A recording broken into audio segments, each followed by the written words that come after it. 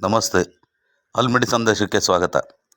ಹಾಸನ ಜಿಲ್ಲೆ ಸಕಲೇಶಪುರ ತಾಲೂಕಿನ ಉದಯವಾರ ಎಂಬ ಗ್ರಾಮದ ಒಂದು ಮರದಲ್ಲಿ ಮಾಡಿರುವ ಪುರಾತನವಾದ ಮನೆಯನ್ನು ನಿಮಗೆ ತೋರಿಸುತ್ತಿದ್ದೇನೆ. ಅದರ ನೇರ ದೃಶ್ಯವನ್ನು ವೀಕ್ಷಿಸಿ. ನೋಡಕ್ ಬಂದಿದ್ದೀವಿ. ಈ ಊರು ಉದಯವಾರ ಅಂತ. ಉದಯವಾರ ಅಂತಲ್ಲ,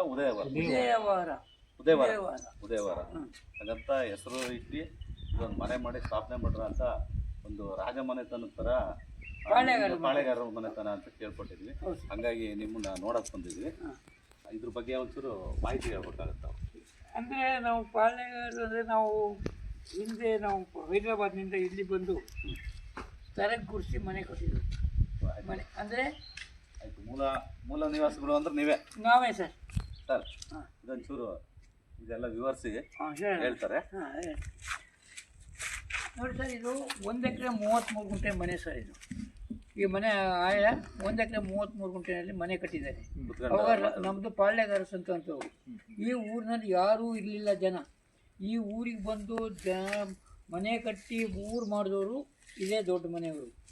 ಹಿಂದೆ ಸಾಧಾರಣ ಇಲ್ಲಿ ನನ್ನ ಅನಿಸಿಕೆ ಪ್ರಕಾರ 650 ವರ್ಷ ದಾಟಿ ಹೋಗಿದೆ. ಅವಾಗಲಿಂದ 650 ಬಂದಿದೆ. ಈಗಲೇ ನನಗೆ 80 ವರ್ಷ ಸರ್.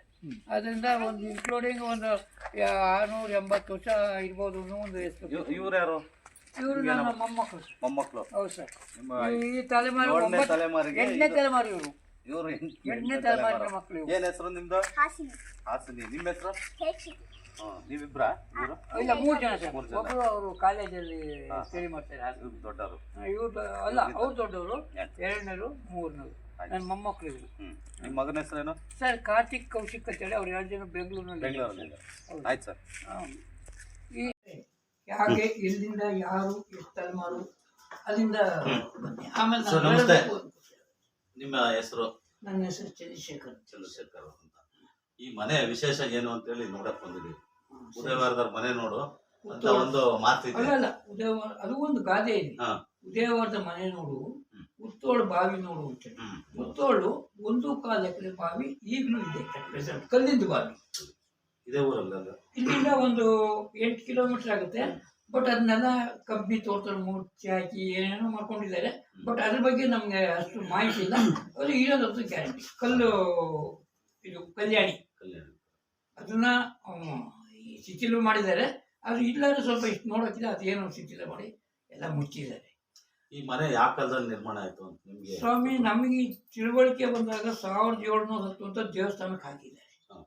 ದೇವಸ್ಥಾನದಲ್ಲಿ ಒಂದು ಇಲ್ಲಿ ದೇವಸ್ಥಾನ ಈ ಮನೆ ಕಟ್ಟಿದ್ರು. ಅದ್ರ ಮುಂದಕ್ಕೆ ಹೋಗ್ತಾ ಇದು 1710 ದೇವಸ್ಥಾನ ಕಟ್ಟಿರೋದು. ಅದಕ್ಕಿಂತ ಒಂದು 100 ವರ್ಷ ಮುಂದೆ ಬಂದು ಈ ನಮ್ಮದು ಆ್ಯಕ್ಚುಲಿ ಸ್ವಂತ ಊರು ಹೈದರಾಬಾದ್ನಲ್ಲಿ.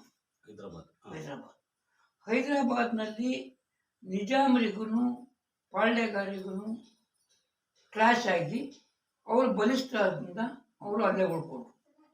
ನಾವು ಅಲ್ಲಿಂದ ಹೊರಟು ಬಂದು ಇಲ್ಲಿ ನೆಲ ಗುಡಿಸಿ ಅಂದರೆ ತೆರೆ ಗುಡಿಸಿ ಮನೆ ಕಟ್ಟಿಲ್ಲ ಮೂಲ ನಿವಾಸಿಗಳಾಗಿ ನಾವು ಈ ಊರಿನಲ್ಲಿ ನಮ್ಮ ತಾತ ಅದೇ 7ನೇ ತಲೆಮಾರು.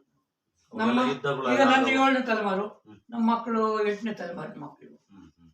ಇವರು 8ನೇ ತಲೆಮಾರಿನ ಮಕ್ಕಳಿಂದ ಹಾಗಿದ್ದಾಗ ಅವರು ಅಲ್ಲಿಂದ ಬಳಸ್ತಾ ಇದ್ರಿಂದ ನಮ್ಮನ್ನ ಅಲ್ಲಿಂದ ಓಡಿಸಿದ್ರು.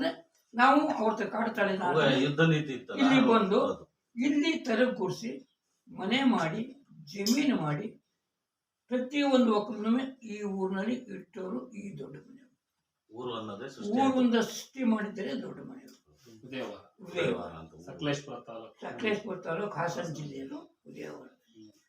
ಅದ ನಂತರ ಇದು 1 ಎಕರೆ 33 ಗುಂಟೆ ಮನೆ ವಿಸ್ತೀರ್ಣ. 1 ಎಕರೆ 33 ಗುಂಟೆ ಸರಿ ಇಲ್ಲ. 1 ಎಕರೆ 33 ಗುಂಟೆ ಹಿಂದೆ ಗುಡ್ಡ ಅಂತ ಹೇಳ್ತಾರೆ. ಗುಡ್ಡ ಈಗಲೂ ಗುಡ್ಡನೇ. ನಾವು ಬಾಗಿಲು ತೆಗೆದ್ರೆ ಗುಡ್ಡನೇ. ಇಲ್ಲಿ ಏನು ಒಂದು ನೋಡ್ಬೇಕು ಅಂತಂದ್ರೆ ಈ ಒಳಗಡೆ ಇದಕ್ಕೆ ಹೋಗಿದ್ರೆ ನೀವು ಒಳಗಡೆ ಹೋಗೋಣ. ಇದು ಎಲ್ಲ ಈಚೆಗೆ 1 ಎಕರೆ 33 ಗುಂಟೆ. ನಾವು ಇವತ್ತು ನಮ್ಮ ಮಕ್ಕಳು 1 ಎಕರೆ 33 ಗುಂಟೆಗೇನೆ ಕಂದಾಯ ಕೊಡ್ತಾರೆ. ಅವತ್ತಿನ ಅದೆಲ್ಲ ನೋಡಿ ಶೀಟ್ ಹಾಕಿದಾರಲ್ಲ ಅದೆಲ್ಲ ಈ ಮನೆಗೆ ಸೇರಿತ್ತು. ಈ ಶೀಟ್ ಹಾಕಿದ್ರು ಆ ಮನೆಯಲ್ಲಿ ಇತ್ಲೆಗೆ ಪೂರ ಎಲ್ಲ ಇನ್ನು ಕಟ್ಟಿರೋದು ಎಲ್ಲ ನೋಡಿ. ನಾನು ಈಗ ನನಗೆ 78 ವರ್ಷ 2 ತಿಂಗಳು. ಇಲ್ಲಿವರೆಗೂ ಇತ್ತು ಮನೆ. ಇಲ್ಲಿ ಒಂದು ದೊಡ್ಡ ಅಲ್ಲ ಆ ಕಡೆ ಎಲ್ಲ ಮಣ್ಣು ಬಿದ್ದಿದೆಯಲ್ಲ ಅಲ್ಲಿ ಒಂದು ಬಾಗಿಲು ಹಾಕಿದ್ರೆ ಕೋಟೆ ತರ 3 ಜಗ್ತಿ ಮನೆ, 3 ತೊಟ್ಟಿ ಮನೆ. ತೊಟ್ಟಿ ಅಂದ್ರೆ ಕಲ್ಲಂಗಡ, ಒಂದು ಆ ಕಡೆ ಒಂದು ಈ ಕಡೆ 3 ತೊಟ್ಟಿ ಮನೆ, 3 ಅಂಗದ ಜಗ್ತಿ. ಅವತ್ತಿನ ಪಾಳ್ಯಗಾರರು ಬಂದು ಇಲ್ಲಿ ಮಾಡ್ಕೊಂಡಿರೋದು. ಅದರ ನಂತರ ಪ್ರತಿಯೊಂದು ಕ್ಯಾಸ್ಟ್ ಅಂದ್ರೆ ಪ್ರತಿಯೊಂದು ಕೈವಾರದವರು ಎಲ್ಲರೂ ಈ ಊರಿನಲ್ಲಿದ್ದಾರೆ. ಇವರು ದೇವಸ್ಥಾನ ಕೆಲಸಕ್ಕೆ ಯಾರ್ಯಾರು ಬೇಕು, ಯಾವ್ಯಾವ ಜನಾಂಗಕ್ಕೆ ಏನು ಬೇಕು ಎಲ್ಲ ಕರ್ಕೊಂಬಂದು ಈ ಮನೆಯವರು ನಾವು 7 ಮನೆ ಆಗಿದ್ದೀವಿ. ಇದೇ ಊರಿನಲ್ಲಿದ್ದೀವಿ. ಎಲ್ಲ ಅಫಿಷಿಯಲ್ ಆಗಿ ಹೊರಗಡೆ ಇದ್ದಾರೆ, ಬಟ್ ವಾಸ್ತವವಾಗಿ ನಮ್ಗೆ 7 ಮನೆ ಇದ್ದೀವಿ. ಒಂದು ಕುಟುಂಬದಲ್ಲಿ 7 ಮನೆ ಇದ್ದೀವಿ. ಅದ ನಂತರ ಈಗ ಆಚಾರ್ಯರು ಬೇಕು, ಕುಂಬಾರರು ಬೇಕು, ಯಾರ್ಯಾರು ಬೇಕು ಎಲ್ಲರನ್ನ ಒಕ್ಕಲು ಕರ್ಕೊಂಡ್ಬಂದು ಇಟ್ಕೊಂಡು ಸಾಕಿ ಮನೆ ಮಾಡಿ ಅವ್ರಿಗೂ 1 ಎಕರೆ ಜಮೀನು ಮಾಡಿಸ್ಕೊಟ್ಟು ಇಲ್ಲಿ ಬಾಗಿಲು ಹಾಕಿ ಸುಂಡೆ ಕೆರೆ ಕೊಡ್ತಾರೆ. ನೀವು ಬಂದಿದ್ದ ಅಲ್ಲಿಗೆ ಕೇಳೋದಂತೆ. ಇಲ್ಲಿ ಬಾಗಿಲು ಹಾಕಿದ್ರೆ ಅಲ್ಲಿ ಕೇಳೋದಂತೆ. ಅಷ್ಟು ದೊಡ್ಡ ಬಾಗಿಲು ನಾನು ನೋಡಿದ್ದೆ. 2 ಕೈಲಿ ದುಃಖಕ್ಕಾಗ್ತಿರ್ಲಿಲ್ಲ ಸರ್, 2 ಕೈಲಿ ದುಃಖಕ್ಕಾಗ್ತಿರ್ಲಿಲ್ಲ. ಸಾಧಾರಣ 2.5 ಆಳ ಹತ್ರ ಇತ್ತು. ಅದ್ರ ಮೇಲೆ ಒಂದು ಮಾಡಿ ಸರ್. ಅದೇ ಇದೆ ಈ ಕಲ್ಲಿದೆಯಲ್ಲ ಅಲ್ಲಿ ಕಲ್ಲು ಜೋಡಿಸಿಯಲ್ಲ ಅಲ್ಲಿ ನನಗೆ ವಯಸ್ಸಾಗಿ ಆ ಬಾಗಿಲು ದೂಕಿರೋದು ನಾನು, ಪ್ರತ್ಯಕ್ಷವಾಗಿ ದೂಕಿರೋದು ನಾನು. ಬಾಗಿಲು ಇರ್ಬೇಕಾದ್ರೆ ಅಲ್ಲಿಗೆ ಲಾಸ್ಟು. ಇಲ್ಲದ ಬಿಟ್ಟೋಗಿತ್ತು, ಆ ಮಗ್ಲೆಲ್ಲ ಇತ್ತು. ಶಿಥಿಲವಾಗಿ ಬಂತು, ಅಂತಂದ್ರಿಗೆಲ್ಲ ಬೇರೆ ಆದ್ರು, ಜಮೀನು ಡಿವೈಡ್ ಆಯಿತು. ಈ ಮನೆಗೂ ಒಬ್ಬೊಬ್ಬರಾಗಿ ಯಾವಾಗ ಶಿಥಿಲವಾಗ್ತಾ ಬಂತು, ಅಂತಂದ್ರಿಗೆ ಜಗಳ ಬಂದು ಶಿಥಿಲವಾಗ್ತಾ ಬಂತು. ಹಾಗೇನು ಮಾಡಿದ್ರು ಎಲ್ಲ ಬೇರೆ ಬೇರೆ ಬೇರೆ ಬೇರೆ ಕೊಡೋದು. ಎಫ್ ಯಜಮಾನ್ಗೌಡ್ರು ಅಂತ. ಎಫ್ ಯಜಮಾನ್ಗೌಡ್ರು ಅಲ್ಲ. ನೀವು ಪಾಳ್ಯಗಾರ ಅಂದ್ರಲ್ಲ, ಅವರು ಪಾಳ್ಯಗಾರ ಆಗಿದ್ರ? ಅವರು ಪಾಳ್ಯಗಾರರು. ಅಲ್ಲಿ ಪಾಳ್ಯಗಾರರು ಯಜಮಾನ್ಗೌಡ್ರು. ಎಫ್ ಯಜಮಾನ್ಗೌಡ್ರು ಪಾಳ್ಯಗಾರರಿಗೂ ನಿಜಾಮರು ಅಲ್ಲಿ ಇದ್ದವ್ರು 2 ಒಕ್ಕಲು ಆಂಧ್ರದಲ್ಲಿ. ಅವ್ರು ಏನ್ ಮಾಡಿದ್ರು, ಬಲಿಷ್ಠವಾದ್ರು. ಇವ್ರಿಗೆ ಕಿರ್ಕೊಳ ಶುರು ಮಾಡಿದ್ರು. ಆವಾಗ ಏನ್ ಮಾಡಿದ್ರು, ಇಲ್ಲೆಲ್ಲ ಹಾಗೆಲ್ಲ ಹಾಳು ಬಿದ್ದ ಜಾಗಗಳು ಎಲ್ಲ ಬಂದು ಒಂದು ಜಾಗ ಒಂದು ಮಾಡಿ ಮಟ್ಟಿ ಮಾಡಿ ಇಲ್ಲಿ ಮನೆ. ಸಾಧಾರಣ ಇದು ನನಗೆ ಕಾಣ ಹಾಗೆ ಈಗ 670 ವರ್ಷ 75 ವರ್ಷ ಅಪ್ರಾಕ್ಸಿಮೇಟ್. ಅವಾಗೆಲ್ಲ ನಾಡಪ್ರಭುಗಳು ಅಂತಿದ್ರಲ್ಲ, ಆ ಕಾಲನೇ. ಅಲ್ಲಿಗೆ ಇವರು ಈ ಭಾಗಕ್ಕೆ ನಾಡಪ್ರಭು. ನಂದು ಈಗ ನಾನು 7ನೇ ತಲೆಮಾರು.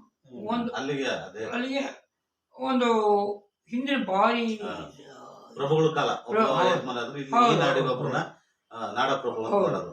ಇಲ್ಲಿಂದ ಈಗ ಈ ಮಂದು ಇಲ್ಲಿ ಸುತ್ತಮುತ್ತ ಇದ್ದವ್ರಿಗೆಲ್ಲ ಸೇರಿಸ್ಕೊಂಡು ಇಲ್ಲಿ ಎಲ್ಲಿ ಜಾಗ ಇದೆ ಇವರು ಇಲ್ಲಿ ಬಲಿಷ್ಠರು. ಹೇಗೆ ಜಾಗದಲ್ಲಿ ಇವತ್ತು ಉದಯವರ್ಧ ಮನೆ ಒಂದು ಆಸ್ತಿ ಜಾವಗಲ್ನಲ್ಲಿ ಮಂದವಳ್ಳಿ ಕೇಳಿದ್ದೀರಾ? ಕೇಳಿಲ್ಲ. ಜಾವಗಲ್ನಲ್ಲಿ ಮಂದವಳ್ಳಿ ಇದೆ. ಈಗಲೂ ಬ್ರಾಹ್ಮಣರು ಒಬ್ರು ನನ್ನನ್ನು 2 ಸರಿ ಕರ್ಕೊಂಡೋಗಿ ಒಳ್ಳೆ ಸನ್ಮಾನ ಮಾಡಿ ಒಳ್ಳೆ ಇದನ್ನ ಮಾಡಿದ್ರು. ಗೌಡ್ರ ನೀವು ಮಂತಂದವರು ಬನ್ನಿ, ಅದೇ ಮಂತದಿಂದ ನಾವು ತಗೊಂಡ್ರು ಜಮೀನು ಇದು, ಬನ್ನಿ ಅಂತೇಳಿ ಅವತ್ತಿನ ಅವರೆಲ್ಲ ನನ್ನನ್ನು ಒಳ್ಳೆ. ಈಗ ನಾನು ಉಳ್ಕೊಂಡ್ರೆ ನೀವು 7ನೇ ತಲೆಮಾರು ಲಾಸ್ಟ್. ಬೇಲೂರಿಗೆ ಸಂಬಂಧಪಟ್ಟಂಗೆ ಇವ್ರದ್ದು ಆಸ್ತಿ ಏನಾದ್ರು ಇದ್ದಲ್ಲಿ? ಎಲ್ಲಿ? ಬೇಲೂರು ಅಲ್ಲಿ ಇಲ್ಲ. ಬೇಲೂರಿನಲ್ಲಿ ಇಲ್ಲ. ಜಾವಗಲ್ಲಿಗೆ ಹೆಂಗೆ ಸಂಬಂಧ ಆಯ್ತು? ಅಲ್ಲಿ ಜಾವಗಲ್ಲಿಗೂ ಇವ್ರಿಗೂ ಸಂಬಂಧ ಅಂದ್ರೆ ಅಲ್ಲಿ ಹಾಳು ಬಿದ್ದ ಜಮೀನು ಇದೇ ತರ. ಅಲ್ಲಿ ಯಾರು ಕೇಳೋದಿಲ್ಲ ಅವತ್ತಿನ ಕಾಲದಲ್ಲಿ. ಅಲ್ಲಿ ಮಾಡಿ ಹೋಗಿ ಜಮೀನು ಮಾಡಿ. ಇಲ್ಲಿ ಈ ಸುತ್ತಮುತ್ತ ಎಲ್ಲ 450 ಎಕರೆ 200 ಎಕರೆ 300 ಎಕರೆ ಈ ಸುತ್ತಲೆಲ್ಲ ಪೀಸ್. ನೀವು ಈ ಮನೆ ಬಿಟ್ರೆ ಜಮೀನು ಮಾಡಿದಾರ ಬೇರೆ ಇವರು? ಅದೆಲ್ಲ ಜಮೀನು ಈ ಮನೆಯೇ ಅಲ್ಲಲ್ಲ. ನಿಮ್ಮ ಈ ಯಜಮಾನ ಕೊಟ್ರಲ್ಲ ಹಾ ಆ ಯಜಮಾನ ಕೊಟ್ರು ಬೇರೆ ಯಾರು ಆಸ್ತಿ ಜಮೀನ್ ಮಾಡಿದಾರ 3800 ಜಮೀನ್ ಬೇಕಾ ಸ್ವಾಮಿ? ಇನ್ನೂ ಜಮೀನ್ ಬೇಕು ಅಂತಂದ್ರೆ ಹಂಗಲ್ಲ ನಿಮ್ ಸ್ವಂತ ಹೆಸರಲ್ಲಿ ಖಾತೆಯಲ್ಲಿ ಇರ್ತಕ್ಕಂತ ಆ ಜಮೀನು ಖಾತೆಯಲ್ಲಿ ಇರ್ತಕ್ಕ ಜಮೀನೇ 3800. ಈಗ ಅವರೆಲ್ಲ ಅದ್ರ ಮುಂದಿನ ಕತೆ ಹೇಳ್ತೀನಿ. ಅದೇ ಹೇಳಿ.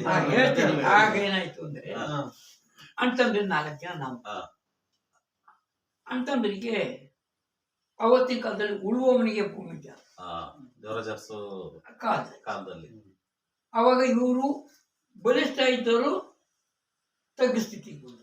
ಯಾರ್ಯಾರು ಅವತ್ತು ಉಳುಮೆ ಅವ್ರವ್ರಿಗೆ ಆಯ್ತು. ಮಾಡ್ತಿದ್ರು ಸರ್ಕಾರ ವಹಿಸ್ತು. ಮಾಲೀಕತ್ವ ಬದಲಾಯ್ತು. ಸರ್ಕಾರ ವಹಿಸ್ತು.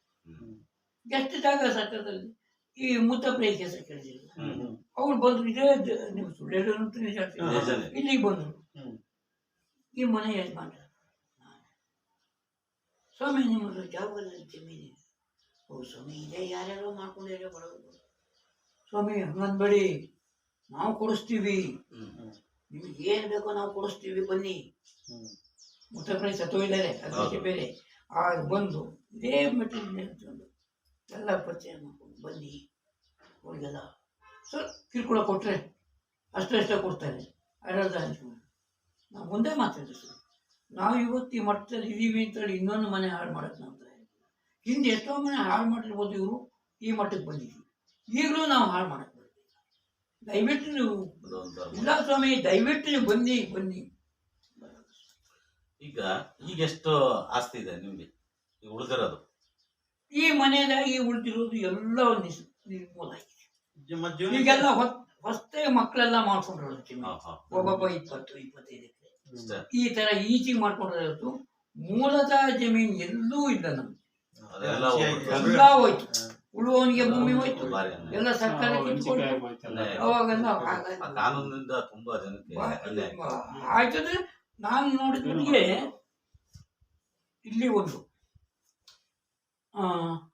ಇದೊಂದು ಕೇಳಿದ್ದೀರಾ, ಅಂಗಡಿ ವಸಂತ ದೇವರು ಅಂಗಡಿನಲ್ಲಿ ಹೆಗ್ಗಡ್ತೇನೆ ಮನೆ ಅಂಗಡಿ ಮೂಡಿಗೆರೆ ಅಲ್ಲೂ ಬಂದಿದೆ, ಸೇಮ್ ಡಿಟೋ. ಅವ್ರು ಇಲ್ಲಿಗೆ ಒಬ್ಬರನ್ನ ಕಳಿಸಿ ಅವ್ರು ನಾನು ಇಂಟ್ರೊಡ್ಯೂಸ್ ಮಾಡಿದ್ರೆ ಅವ್ರು ಬಂದು ನಮ್ಮ ಮನೆಗೆ ಬಂದು ನಮಗೂ ಅವ್ರನ್ನೂ ಸಂಬಂಧ ಬೆಳೀತು. ಇಲ್ಲಿ ಇತ್ತೀಚೆಗೆ ವಿಶ್ವಾಸ ಬೆಳೀತು. ಆಗ ನಾನು ಅವ್ರ ಮನೆ ನೋಡ್ಬೇಕು ಅನ್ನೋದು. ಅದೇ ಇಷ್ಟು ವಿಶಾಲ, ಇಷ್ಟು ದೊಡ್ಡದು, ಇಷ್ಟು ಕಂಬಗಳಿಂದ ತೊಟ್ಟಿ ಮನೆ ಆರ್ಡರ್ ಮಾಡಿದ್ದಾರೆ. ನೋಡಿದ್ದೀರಾ? ಗುಡ್ಡ ಹತ್ತಬೇಕು, ಮೆಟ್ಲು ಹತ್ತಬೇಕು. ಕರೆಕ್ಟ್. ಆ ಮನೆ ಇಷ್ಟೇ ಆಗಲ್ಲ ಜಾಗ, ಇಷ್ಟೇ ಆಗಲ್ಲ ಜಾಗ. ಆ ಕಡೆ ಕಲ್ ಕಟ್ಟಡ, ಕಲ್ ಕಟ್ಟಡ ನೋಡಿದ್ವಿ ಬಿಡಿ. ಇಲ್ಲಿ ಅನಂತರ ಕಣಜ ಎಲ್ಲಿ ಬೆಳೆ ಬೆಳೆದ್ರು ಕೂತ್ಕೊಳ್ಳಿ. ಅದು ಲಾಂಗ್ ಟೈಮ್ ಆಗುತ್ತೆ. ಕಟ್ ಮಾಡಿ